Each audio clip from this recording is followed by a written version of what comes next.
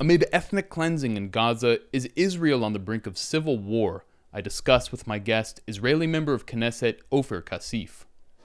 Thanks very much for joining me, Ofer. Some people might think that you, an anti-Zionist and an elected representative in Israel's parliament, actually exemplifies Israel's democratic nature. What do you say to that?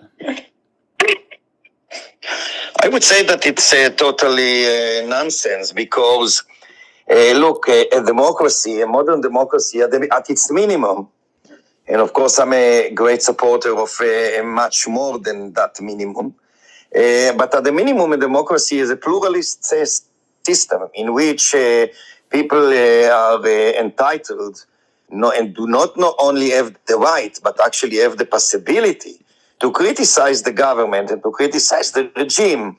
And once this is limited, let alone disallowed, so of course you cannot talk about a democracy. Now, as far as Israel is concerned, let's start with the fact that Israel is conducting a long-going, an ongoing occupation in which millions of Palestinians do not have basic rights, not only to vote and be elected, but they do not enjoy the freedom to demonstrate, freedom of speech, freedom of movement, etc.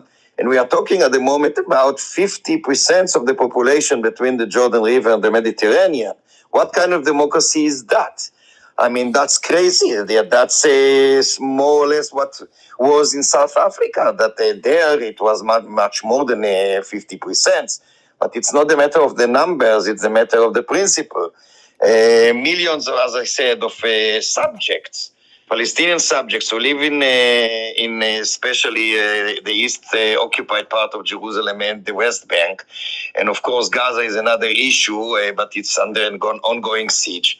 They are not allowed to control or to influence their lives. What kind of democracy is that? On top of that, people like myself want to criticize the occupation and the Jewish supremacy that is entrenched to the Israeli political, I would say, constitution, although Israel formally does not have a constitution, but I guess that everybody will understand what I mean by that, and into the political culture. Everything is infected with Jewish supremacy. And in that sense, what you said before that I'm so hated is not because I'm a nice or not a nice guy, that I leave to others to say. It's because they have no toleration to criticism that me and others, want to raise. So that's a sham. I mean, calling Israel under such circumstances a democracy, this is a sham. And if it wasn't so sad, I would say that it's a very bad joke. And of course, nowadays, because of the situation, the circumstances since the massacre in the south of Israel and the ongoing massacre in Gaza, it's even more dangerous to raise your voice. Now there are two laws, two bills that the government is going to pass. One of them is that if you express any kind of sympathy to the poor of Gaza, I'm not talking about the Hamas, I'm talking about innocent civilians who are killed on an hourly basis in the last few days. It's now going to be illegal to even express sympathy to those people. 100 Israeli citizens, mostly Arabs, were either arrested or called by the police for an investigation, not because they expressed support for the Hamas, but because they expressed sympathy for the innocent people of Gaza or just raised the voice against the war. So what kind of democracy is that? And that's only the tip of the iceberg. What happened on October 7th? Why did this happen? And how did the Netanyahu government fail so miserably to protect the Israeli population in the settlements, the kibbutzes around Gaza? Look, first of all, of course, I have to say very explicitly, very bluntly, and very vocally, what Hamas did in the south of Israel is a war crime. This massacre is one of the worst things that a human being can imagine, let alone do. There's no one bit of legitimacy or understanding to this slaughter, to this inhuman behavior by fascist thugs who murdered innocent civilians in kibbutzim, in a musical party. I lost so many acquaintances and friends in that terrible butchery. A very good friend of mine just wrote to me a few minutes literally before she was killed with her husband by those fucking terrorists, sorry for the language. She sent me a WhatsApp and saying that she was in the security room. She's hearing the Hamas around the house, shooting, shouting, and that I guess was one of the last things she did in her life. She was killed afterwards with her husband. I was many years ago. I lived in kibbutz Nirim, which was terribly assaulted too in this massacre. I worked for many years before I was elected to the Knesset in Sapir College, which is by the town of Sderot, same area. Many of the workers of Sapir were killed or kidnapped. And there were many people in the kibbutzim around and in the towns, not only the kibbutzim, who were with me activists against the occupation and the siege of Gaza. So many of them were either kidnapped or killed. So this massacre everybody should very vocally and bluntly, with any reservation, condemned, to say the least. What Israel has been doing now, before that you asked me what I thought led to it. So it was very important for me to explain in length how I feel about this massacre. Now, we should distinguish between three dimensions in this terrible massacre. First is the situation of the Palestinian people as a whole and in Gaza specifically. I will refer to it in a second. Secondly, it is the kind of tactics or that the government actually adopted in the last few months and especially weeks. I think that those two are the most important one. I leave the third one. I thought I just pull it out for our discussion. So first, the Palestinian people live under a brutal and lethal occupation for almost 60 years. The people of Gaza have been living under a brutal and lethal and criminal siege by Israel for 16 years. And this is a volcano that's expecting to erupt. And by the way, something should be said because there are so many fake news and lies. When the disengagement plan began, about 20 years ago, those who supported this plan, and that means I would say that for those who perhaps are not too familiar with the history of the region, the disengagement plan was carried out by Sharon's government about 20 years ago, a bit less. The idea was to evacuate the settlers from the Gaza Strip, and the military bases, but without actually leaving Gaza. That is to say that Israel has been controlling Gaza ever since the disengagement in supplies, for instance. So Israel decides whether the people of Gaza get fuel, medicine, electricity, water, food. Israel decides if the fishermen can go to sea to make living. And normally Israel does not allow that.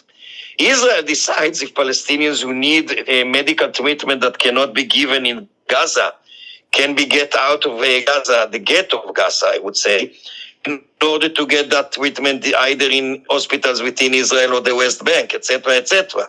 So Israel has been controlling Gaza all those years, although they try to say that it's not them. That lie. Now, when the disengagement plan came to the Knesset for vote, those who supported the disengagement plan were partly the right-wing parties. Netanyahu voted time and time again in all three calls, readings. He voted for the disengagement plan. Now he's talking about how much it was, how terrible it was. And he's talking as if he objected to it. He voted for it. And he's not alone. Most of the ministers in the government of Sharon's are not anymore there in politics at all. But those who are still there, all of them voted for the disengagement. You know who didn't vote for the disengagement and expressed opposition to it?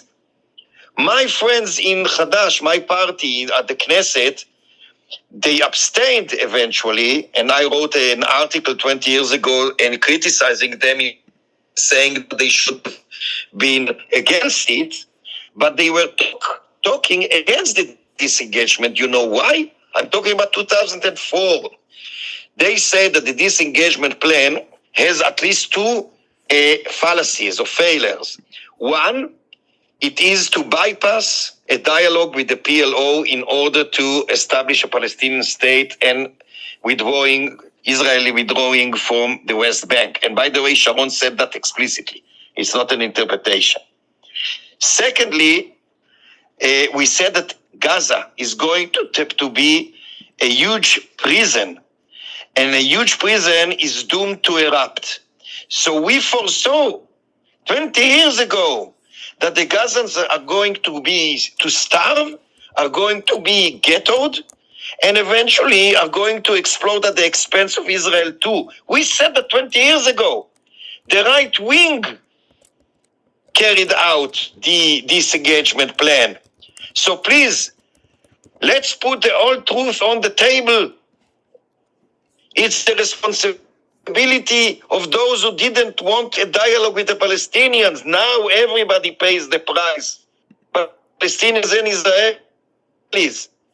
There's no military solution. Everybody should understand that. Only a political one. Withdraw from the West Bank, Gaza Strip, and East Jerusalem. Let the Palestinians live freely in their own independent sovereign state, besides Israel. That's the only way. So this volcano that erupted and led to the massacre of innocent civilians in Israel and now innocent civilians in Gaza was expected to some extent 20 years ago. It is not to justify one bit, of course, this massacre, this terrible, terrible massacre and war crime that Hamas carried out. Of course not. As I said in the beginning, there's no justification whatsoever to this slaughter. But the context of the occupation cannot be ignored. Are you with me? Sorry. Yes, absolutely. Okay. So you... Okay. And go ahead. If I may, just one sentence before we move further, with your permission. Of course. When the Biden's administration, together with this fascist government of Netanyahu, declared that they can bypass the Palestinian issue and talk directly and normalize, so to speak, the relations with Saudi Arabia, they also contributed to what happened. Again, that's not to say anything that does not condemn the terrible massacre and slaughter. But we have to understand the political context, not in order to justify, but in order to prevent such crimes in the future. But they don't want to learn. And Biden's administration, instead of stopping this madness, contribute to this madness by sending arms. So on the one hand, Biden can say that Israel should cling to the international law, which hasn't been doing that for ages. But why should he do it now? And there was no sanction because every time that the UN, the Security Council wanted to sanction Israel, the United States vetoed. So there's a huge responsibility for the United States in this situation. It has the power to stop it, but as long as it goes blindly after the governments of Israel, everybody pays the price, Palestinians and Israelis. And I lament it. I'm crying over the victims.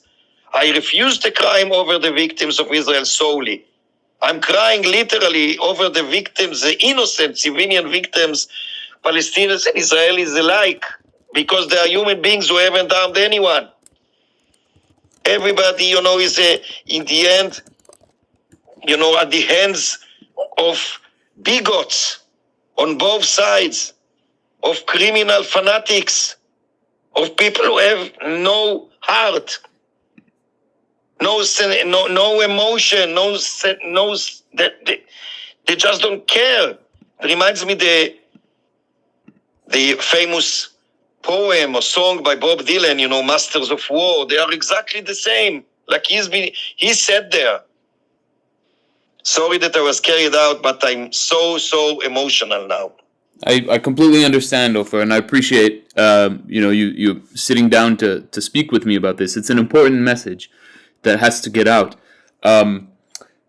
So there's also has been a long-standing desire among the right wing, you can say, to conquer Gaza and ethnically cleanse it, and once again reestablish settlements. When I was living in Israel and going to demonstrations, right-wing demonstrations, I would see that this was part of the discourse, and even maybe you can speak to this. Just this past March, the Knesset, I believe, passed a law repealing legislation that ordered the evacuation of West Bank settlements, and according to the Times of Israel, was a step on the way to reoccupying and resettling the Gaza Strip. And in fact, member of Knesset Orit Strok said, I'll give her exact quote, that at the end of the day, the sin of the disengagement will be reversed.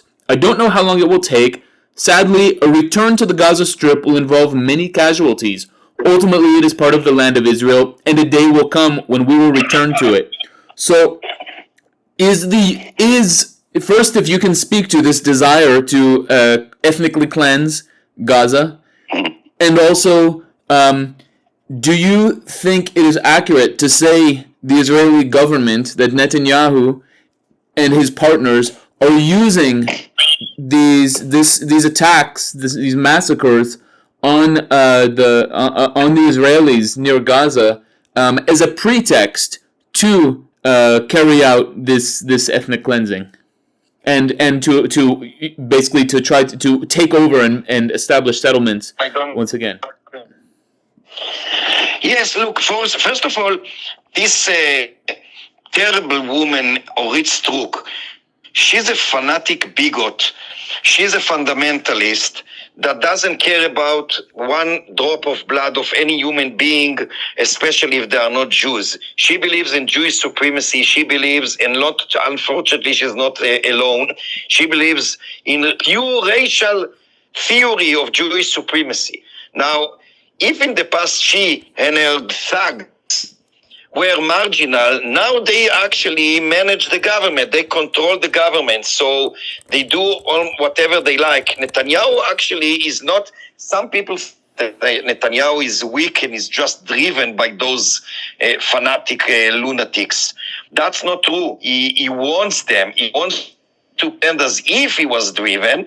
So on the one hand, he can do what they want. On the other hand, he can be looked or seen as someone that is just a victim, as a matter of speaking, of course.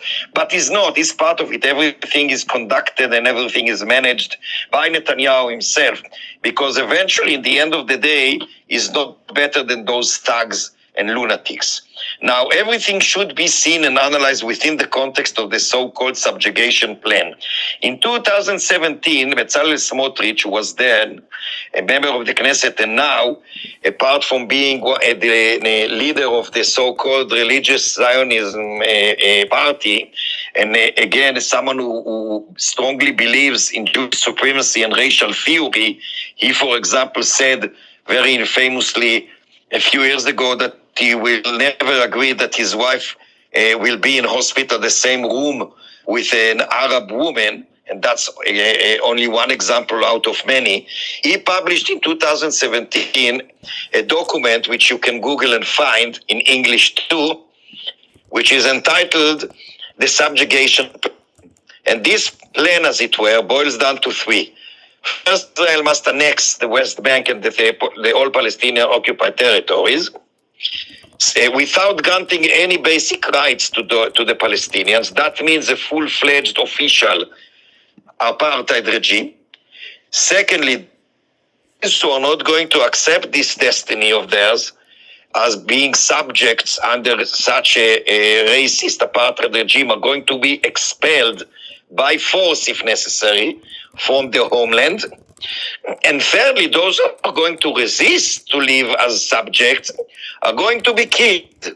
Now, since this government was put into office, it was very clear that the subjugation plan is no longer a plan of a marginal, crazy fraction, but it becomes the mainstream and the bon ton of this government. Unfortunately, although to a great extent within the public discourse. Now, the coup that the government tried to pursue, and by that I mean what is commonly perhaps referred to as the judicial reform. It was never a judicial reform, it was a coup. And it was a coup intended at realizing this subjugation plan. So the main cause of eliminating the independence of the judicial system in Israel, and that was, of course, the most famous part of this coup, was not a goal, an end in itself. It was a means, whereas the subjugation plan throughout the way was the real end. Once it failed in realizing it, thanks to the protests and demonstrations, as well as some, I wouldn't say pressure, but some hints at pressure from the international community. So once the government, and especially Netanyahu, realized that they won't succeed in realizing the subjugation plan by coup, by eliminating the independence of the judicial system and as well as the independence of the media, etc., they had to look for an alternative to another means. What is the best means for them? And in Israel, unfortunately, as a militaristic society, war.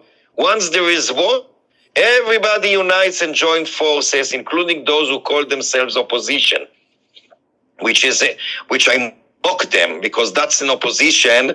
If that's the opposition, so there's no need of coalition. So anyway, I don't say for 1 second, I will never say that Israel, the government of Israel, is interested in the criminal massacre that the Hamas carried out in the south of Israel. But the government of Israel indeed wanted war. That's the reason they began, or if you like, they strengthened the pogroms of settlers under the auspices of the military occupation forces against innocent civilians, pastors in communities, Palestinian ones in the West Bank. That's why they bombed Syria more than once, because I believe they expected a retaliation that may be used as a cause, as a reason, or as an excuse, to be more precise, to war. They didn't think about a massacre like put in the south. But once it did happen, unfortunately, they found a great excuse to pursue with the subjugation plan, and that's what they're doing now. When they do it by adopting a threefold strategies. First is the genocidal attack on Gaza, and we should be very blunt. What the Hamas did in the south of Israel was a genocidal attack, a slaughter that I condemn time and time again, and every second I have, I will say that again. But what Israel has been doing in the last few days against Gaza is also a genocidal attack. And the goal or the end of that is indeed ethnic cleansing, if not elimination of the Palestinian people in Gaza. That's one strategy. The second strategy that still is carried out in the last few days since the massacre in the south is the strategy in the West Bank and East Jerusalem. What they do there is that they allow the settlers, the most fanatic ones, armed ones, to not only to carry out pogroms like they've been doing for many months and years now, and mainly by, for instance, torching fields, cutting down trees, attacking pastors, etc. They had the green line to actually invade Palestinian communities and villages and shoot them to death, and they've been doing it in the last 3 and 4 days. Just to take one example, unfortunately, out of many.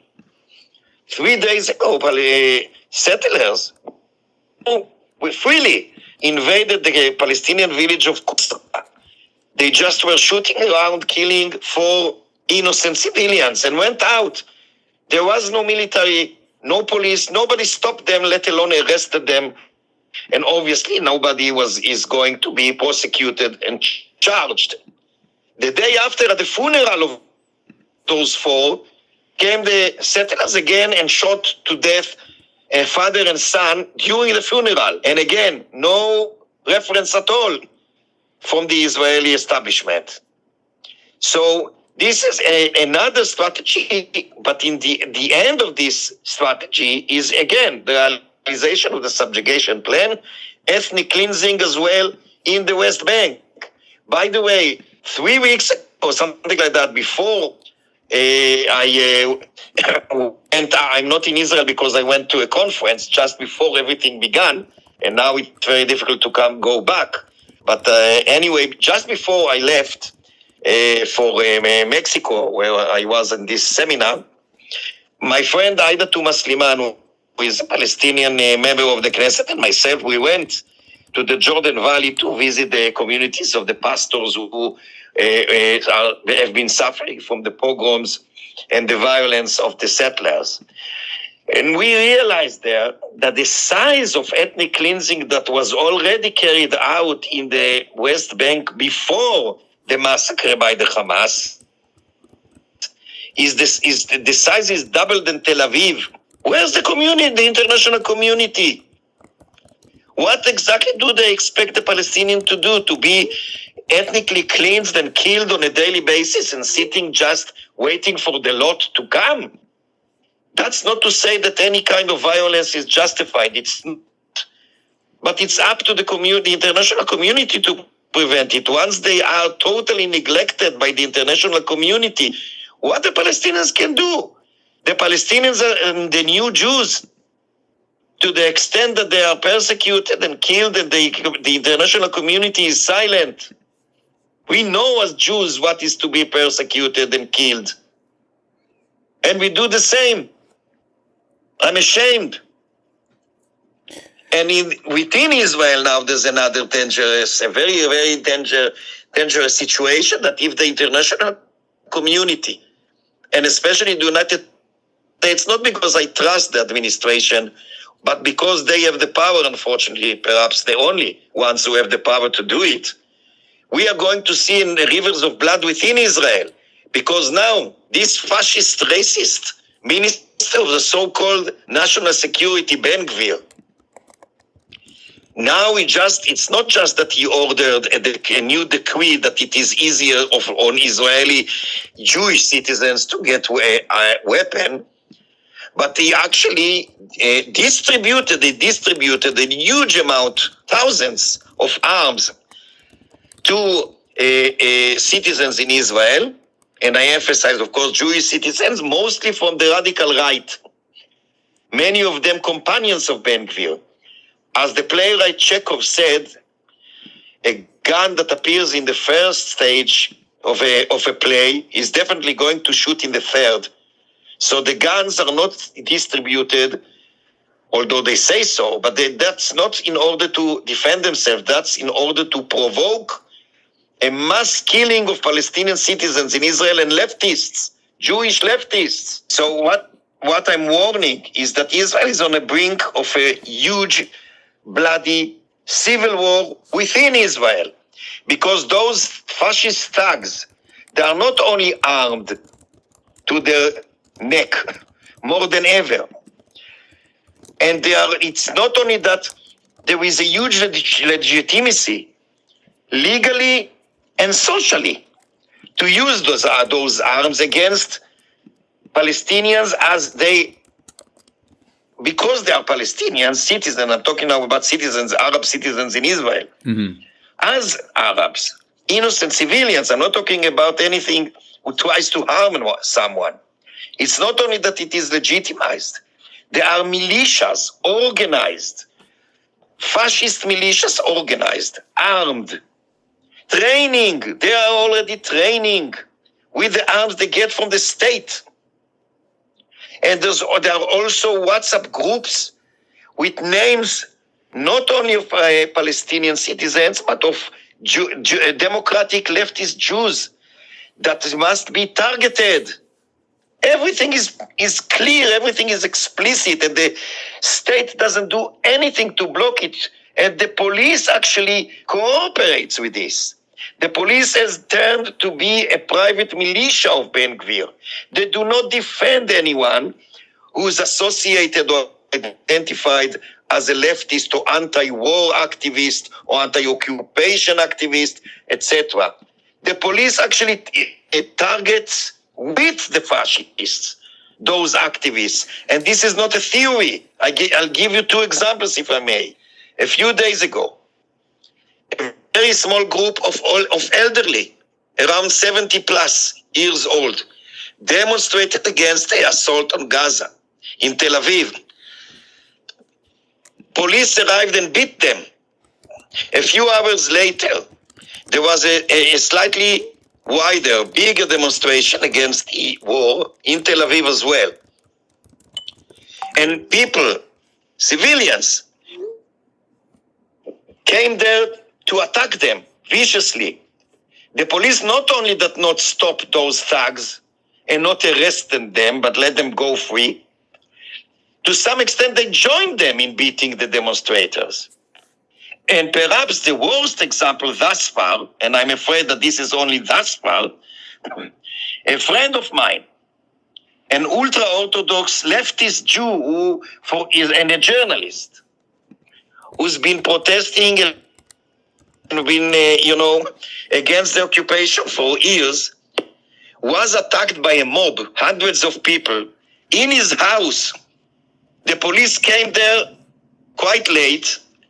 They just, evacuated him from his house to his car and left him there. Just left him there in his car. You're talking about Israel Frey? While the mob, yeah. While the mob is chasing him, he had to find a refuge in a hospital and couldn't get out from the hospital because the mob was expecting him outside. The police didn't do anything. The police is part of the militias now. It's part of the fascist militias.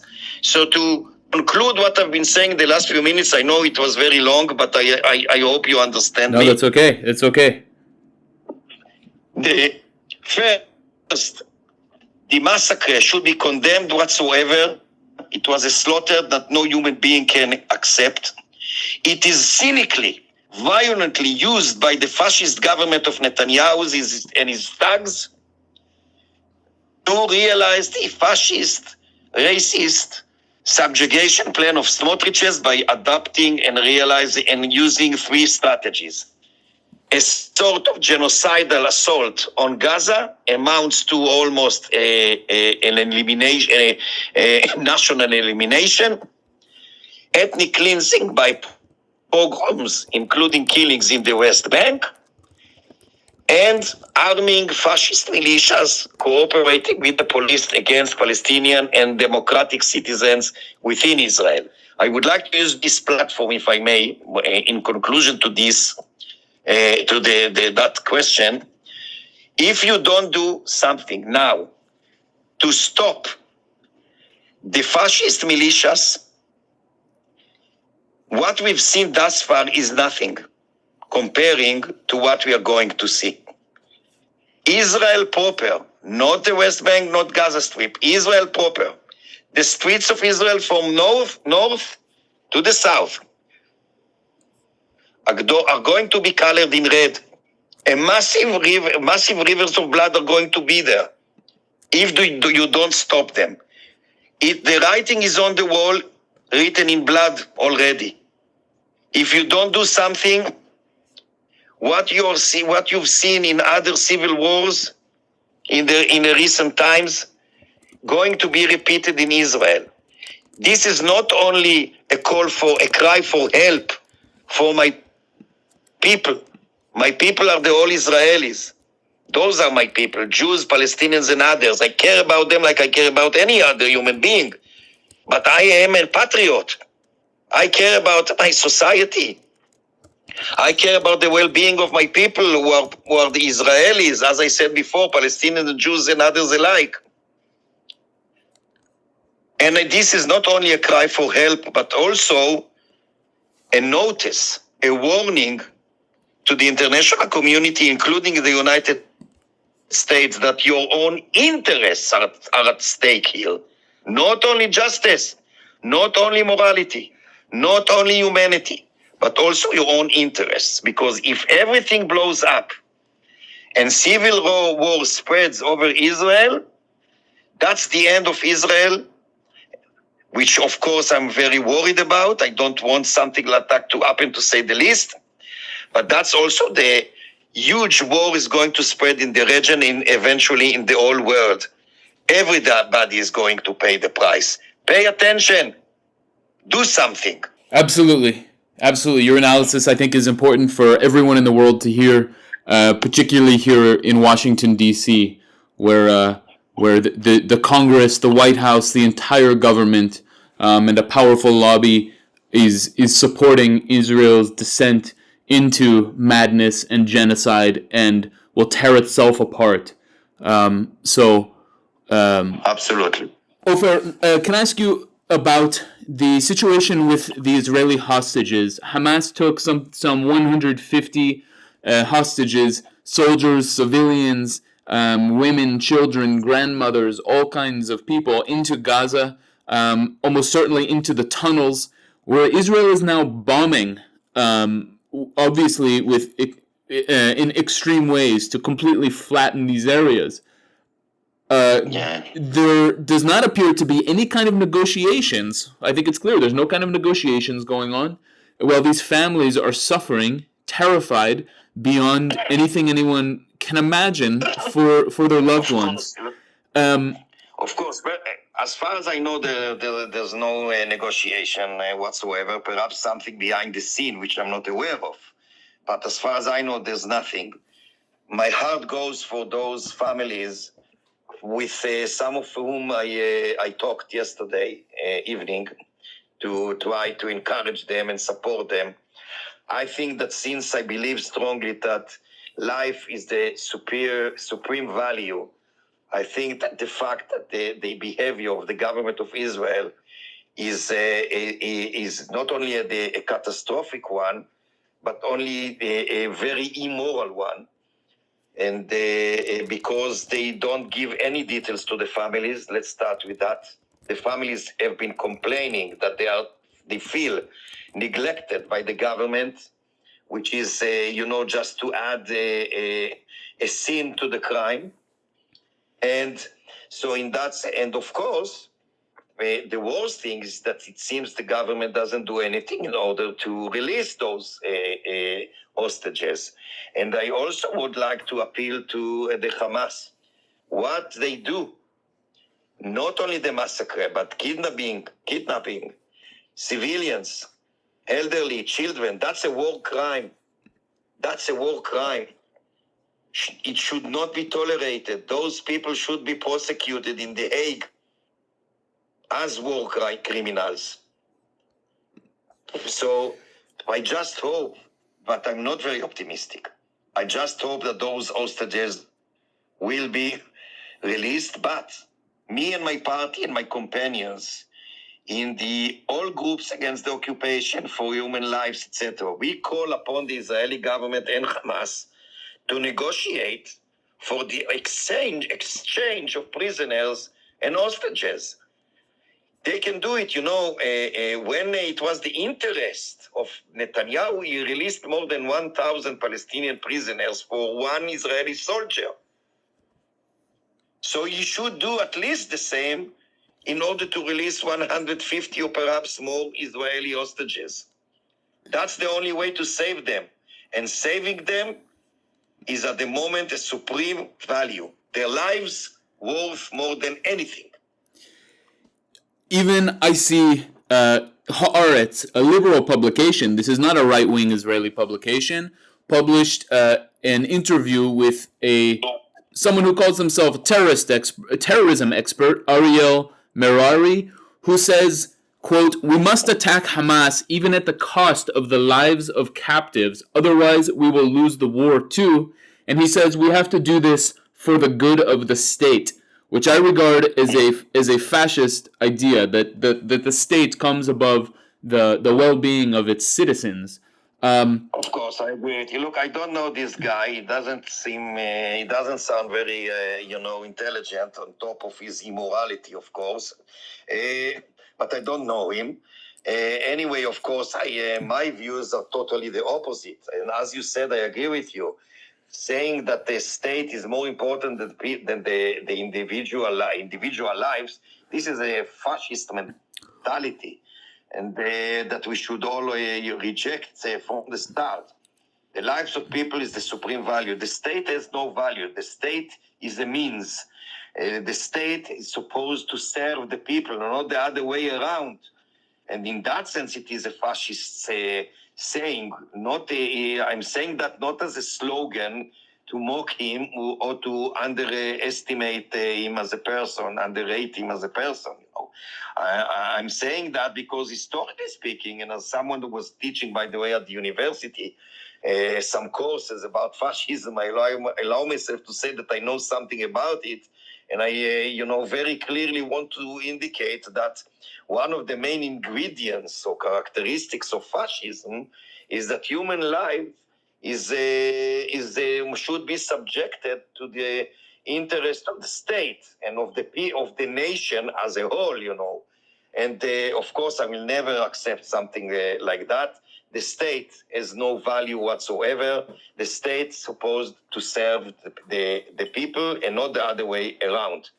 Unfortunately, many people think the opposite nowadays in Israel and other places. And I hope that will change before it's too late to all humanity. No, I don't know if you want to comment on this, but when I look at, in 2006, of course, when Hamas captured the Israeli soldier Gilad Shalit, and in 2011, this one soldier was exchanged for something like 1,000 or 1,100 Palestinian prisoners. Now... Yeah, that's what I said before. Yeah, that's what I said before. Right. And so now you have roughly 5,500 Palestinian prisoners. And now Gaza, Hamas has taken roughly 150 Israeli hostages, some of whom Hamas has said about 30 of them have died in Israeli bombing. So Yeah, I'm afraid so. That's what they said. I hope not, but who knows? Unfortunately, as I said before, the families are not even informed about anything by the state, by the government. Well, so my question. By the way, go ahead. If I may, people should know that the families of those kidnapped, they are concentrated, many of them, I don't know if all of them, in Tel Aviv to demonstrate in front of the defense ministry, calling upon them to exchange the prisoners and release them. Unfortunately, they have been attacked viciously by fascist thugs, even they. Even those who lost their relatives are now regarded as traitors and are attacked by mob because they care about their families. They've been beaten. They've been told by some of them, of the fascists, I would like to say all of them, but some of them, they wish them death, including those who are in Gaza. Look where this society deteriorated to. And I don't know. I don't want to ask you to speculate, but when you look at that number of hostages, and the reason I bring up this number, one soldier in 2011 traded for more than 1,000 prisoners, and now there's some 150 Israeli hostages and 5,000 or 5,500 Palestinian prisoners.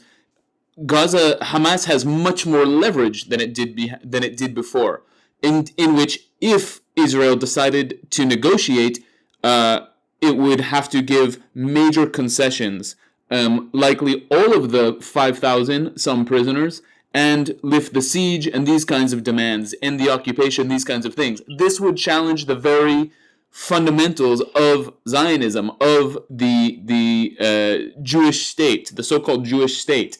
Obviously, the Netanyahu government, at least publicly, is rejecting that.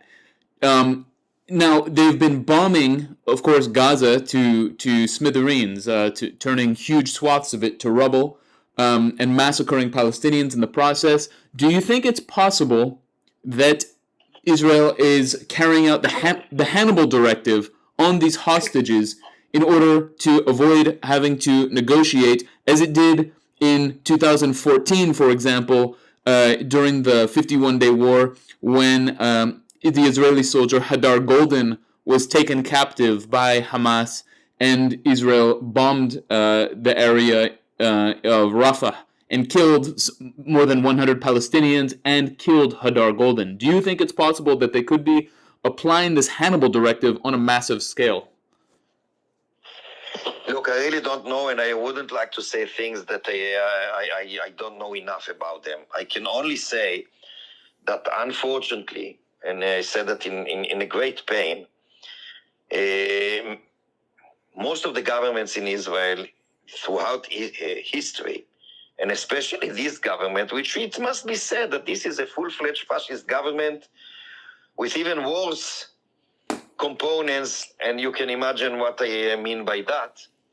They don't care about lives. They don't care about Palestinian lives for sure, but they do not care even about Israelis and Jews' lives. They simply don't care. Why did they carry out now this assault on Gaza, this terrible massacre, for the security of Israel or Israelis? Of course not. Everybody knows. And I'm sure that most of the ministers know. I'm sure that Netanyahu knows that such an assault will never deliver security. Exactly the opposite. This is a pure, cold-blooded revenge. And that shows or proves that honor is more important to them than lives. Because if they cared about lives of human beings in general, and even if of Israelis in particular, they wouldn't behaved that way.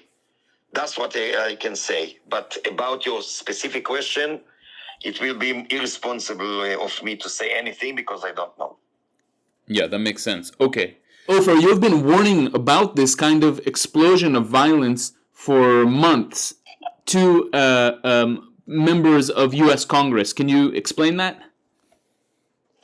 Yes. Look, the pogroms of settlers against Palestinians in the West Bank has been going on for many months now. And I sent at least 10 letters to the Israeli Minister of Defense warning that on top of being evil in themselves, those attacks are going to lead to a terrible eruption.